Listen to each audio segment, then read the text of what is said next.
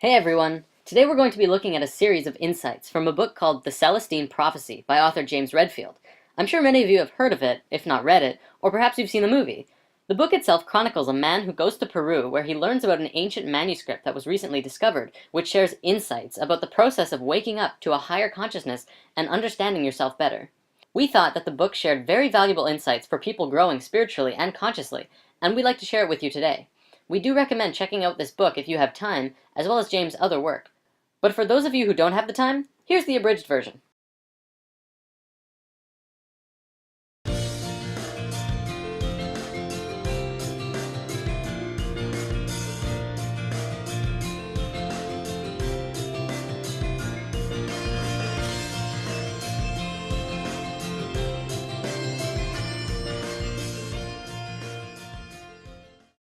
The first insight!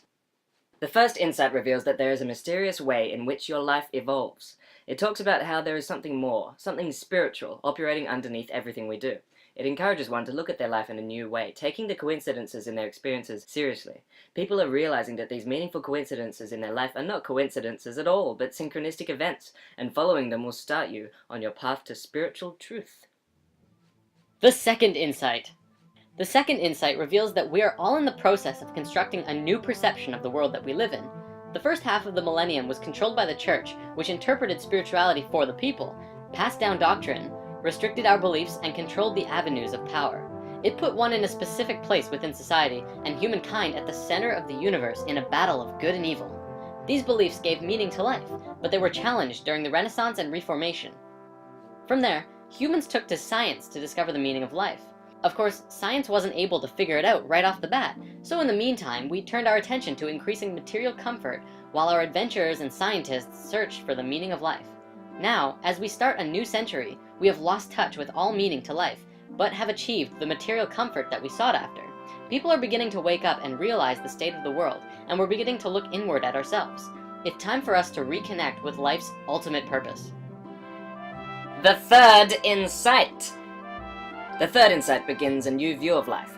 It describes a new understanding of the universe as being made entirely of energy, and not only that, but an energy that responds to how we think. This energy is malleable to human intention, and expectation can be consciously caused to flow out into the world and affect other energy systems. Interactions between energy systems, including humans, involves a blending, depletion, or absorption of energy. The insight teaches how to observe this energy through an enhanced, heightened sensitivity to beauty. Beauty is on the same wavelength as this invisible energy, and by being in tune to the beauty in nature or even in others, we can begin to tune into the energy fields. The insight talks about perceiving auras in a specific way, as seeing energy fields around individuals or nature in certain colors.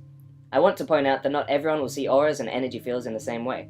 Some will feel into them, feel what others are emitting by being around them. Some people will see them, but not everyone will see colors either. You might just see a white glow, or you could even see a swirly field, or nothing at all. Remember that everything is frequency, and ultimately, it will depend on what frequency you are picking up and tuning into.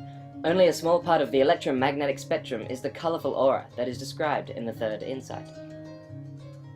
The fourth insight. The fourth insight points out that we as humans have been unconsciously competing for this particular energy that flows between people. We draw it from each other and protect ourselves from others attempting to draw it from us. This can lead to some nasty interactions in which we humans will age each other in the competition for energy. The fifth insight! This insight reveals that competition for energy is unnecessary because subtle energy exists in abundance. You can draw in energy from the infinite universe and fill yourself up with a sense of love. When we give our love to something, we create an energetic current that energizes ourselves as well as the object of our love. A quote from the book best describes this as, "Love is not an intellectual concept or moral imperative or anything else.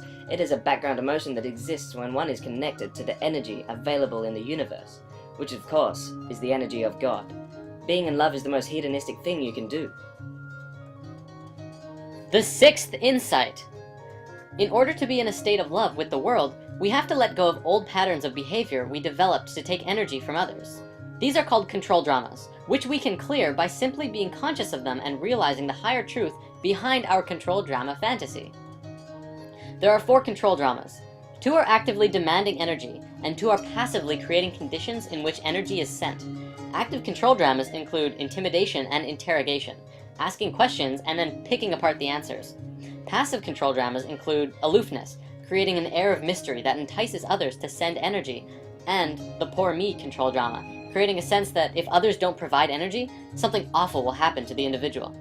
In realizing our control drama, it exposes the true self which energizes our lives by showing us who we are, the path we are on, and what we're doing here. Second, we have to clear out our control dramas. We must understand our parents' control dramas and how they shaped ours. Then, we must learn the meanings that our parents' lives had for us and how this determines our own developmental work. The energy conflict between our parents and us becomes a series of lessons to show us the silver lining that lies beyond the energy conflict. From here, you'll become a synthesis of your mother and father's unconscious teaching without any negative emotions in the way. The seventh insight! Once you are cleared of traumas, you can build energy through contemplation and meditation. Focus on the basic life question and start writing a steady stream of intuition, dreams, and synchronistic coincidences, all guiding you in the direction of your evolution and transformation.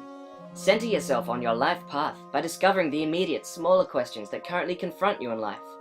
These questions always pertain to the larger question and define where you currently are on your lifelong quest. The eighth insight. This insight tells us that we can aid others as they bring us the answers we seek. It describes a whole new ethic on how people should treat each other in order to facilitate everyone's evolution. In relating to others, it points out that children can be raised without control dramas if they have a constant, undivided access to an adult who can give them the energy they need.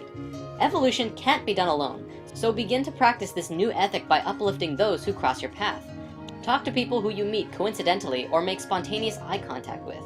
You and them each have a message or learning that helps bring you up to a higher awareness of your lives. Everyone who we meet has a message for us. The Celestine prophecy also discusses relationships. Avoid codependent relationships, which involves an addiction to other people. This subtle energy has a male and female side. In many cases, a couple will lock into each other's energies and fall madly in love. But if their focus stays tethered to each other, they are not tuned to the infinite energy of the universe. They eventually begin to compete with each other for energy. This restarts the control dramas. This is the falling in love and out of love phenomenon. This prophecy calls for people to be whole before connecting with another. Connecting with another in this way, together you will create a super person. The ninth insight. The ninth and final insight is about conscious evolution. Humans consciously participate in their evolution by living according to their intuition, which guides them in such a way as to increase their energy. Our technology will do more of our work for us and allow us to focus on our own spiritual growth. In doing so, we can increase our bodily vibration to a level much higher than the dimension of this current plane, and consciously move into a higher frequency or dimension of our universe. In doing so, we would literally disappear from the visible perception of many people in this lower frequency, just as Jesus and other high energy people have done throughout time. The more beauty we can see, the more we evolve. The more we evolve, the higher we vibrate. Ultimately, our increased perception and vibration will open us up to a heaven that is already before us. We just can't see it yet. At some point, everyone will vibrate highly enough so that we can walk into heaven in our same form. And that's badass.